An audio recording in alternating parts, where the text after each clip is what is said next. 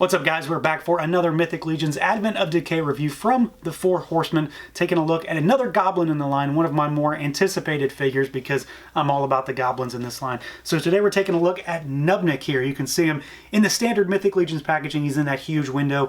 We have got a bio for this little dude on the side, and then of course we've got that same artwork that we've seen on the back. So let's do it. Let's pull him out and take a look. Alright guys, here he is out of the package, our Knubnik figure, and after watching this review, if you just can't do without one of your own, head on over to Big Bad Toy Store and you can snatch one up. They are in stock as of this video. But let's take a look first, of course, at articulation and see how this little dude moves around. So this isn't the first goblin that we've looked at, and we're not really going to be too surprised here, so I'm going to run through this pretty quick. Head is on a ball, so you go side to side, back and forth. He goes up quite a bit. He can look up quite well. He goes down pretty well as well. Rotation. We can go all the way out on those arms. Rotates. We have got a rotating elbow. You can get in there. We've got a single jointed hinge. We've got rotation at the gauntlet, rotation at the wrist, and then side to side hinges. We have got a upper diaphragm swivel, so side to side, a little back and forth for sort of a crunch. And we've got a waist twist down there as well, so you can twist him down there. Legs will go all the way out. Mine are pretty stiff. It's pretty cold in the toy room. We have got a kick forward, kick back. You can rotate at that joint a little bit. He also has a full thigh cut as well, though. Knees, we've got a single hinge with rotation, of course. And then you've got rotation, rocker, and a full-on hinge down at those ankles. So he has, everything we've come to expect from this line. He is really no different from any other figure so far. Of course, we're not here to really gush over articulation. I'm here because this figure looks absolutely stunning. He looks amazing. I've already said it multiple times in various videos thus far that the goblins are a huge focus for me.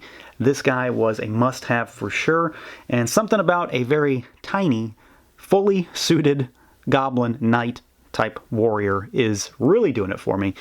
This guy looks fantastic. He is a little on the small side, so he's in the same realm as the Snag figure. This is the third goblin that I've looked at so far.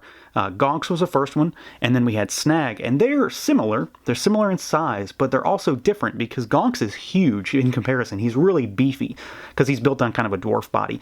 These guys are smaller, so think of Thistlethorn, that kind of figure, that type of size. So he's about 5 inches tall, give or take. I mean, he's got this big spike on his helmet there, so that obviously adds a little size.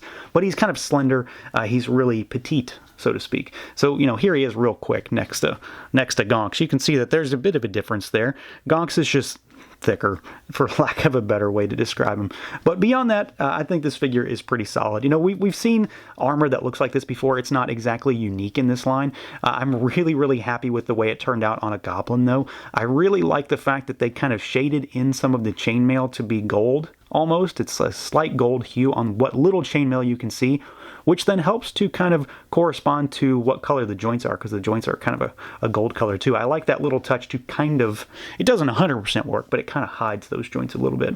The armor on its own is fantastic. It very much gives you kind of a dark knight, dark warrior kind of look, something that a slightly evil creature would have. It's all patinaed, it's all pitted, it's gouged and battle worn. Everything is fully painted as far as like a nice wash goes over top of it. All the little rivets have nice little silver embellishments. His belt is nicely painted. There's a bit of a wash in the furry loincloth that runs around him. And then, of course, we've got a head to talk about here, which I think is, from the neck up is really where he's the most striking because of this, huge gorget that sits around his neck there with the, I'm assuming they're either teeth or they're horns. They look very tooth-like to me. So that just kind of lends a little more credence to the evil aspect of this character. Goblins aren't necessarily going to be good guys, so I think this looks really, really nice. This is kind of a rubbery plastic. You could pop this thing off if you wanted. I will never do that because I think it's one of the most defining characteristics of the figure, but it is removable if you're interested. And then, of course, we've got the head sculpt here, and this is fantastic. This head is really nicely done. He's got kind of a scowl going. He's got those really tiny, beady eyes on his head there. The teeth are nicely painted as they jut out from his lower jaw. jaw. You got those big ears that pop out the sides of the helmet. You know, they're very exposed in battle, so I'm sure those are going to get lopped off at some point. But I really dig the idea of this guy's humongous ears sticking out the side of his helmet, just like Gonks's do.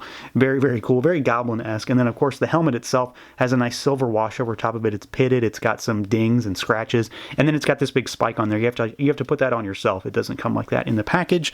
But yeah, I think through and through, this figure is fantastic in the sculpt, in the paint department. I think this is a prime example of just how good the Goblins are in this line. Now, as far as accessories goes, you can see that I've already changed him up a bit, so we'll talk about the different options he has as far as his appearance goes. So he, of course, has pauldrons. This is one of the figures where I don't think it's 100% necessary to use them. Some figures, I think, look much better with them. I think he looks fine without them, frankly, but I think he looks really good with them. We've seen these before with other figures. They're not unique. They're not unique to him in any way, and you know, they're just done up in the kind of gunmetal-y, grimy kind of color that the rest of his armor is. So they fit him very nicely. And then, of course, he has an extra head. So this is just kind of a standard Goblin head, unhelmeted head. And while I probably won't use this, you know, all the time, I do like the fact that he has the options. It's really nicely painted. It's got some shading on it on the back and on the top of the head. And then, of course, I mean, the face aspect of it is basically the exact same as what he has in the standard head. It's just, of course, that he doesn't have the helmet. So you've got options with this guy, which I really think are fantastic. And I'm always up for extra inclusions like that. Now, as far as weaponry goes, he, of course, has, you know, all the back adapters. He's got the holster, sheath, whatever you want to call it. But we've got a few weapons here. We've got this big dagger. We've seen this a lot. I've said before, I don't really care for this, and it's mostly because I don't like the handle on it. I think it's really, really wide, and he's got smaller hands, so it just kind of stretches hands out a bit. I like the blade, though. I like the fact that the blade itself is bigger. It's just the handle that's not really for me. We have got this kind of a clubbed mace type weapon here, and mine, and I haven't fixed it yet, I'm going to. This thing was shoved in the package so weird that it's actually kind of warped it a bit. You can kind of see that it leans a little to the right, so I need to heat it up and reshape it.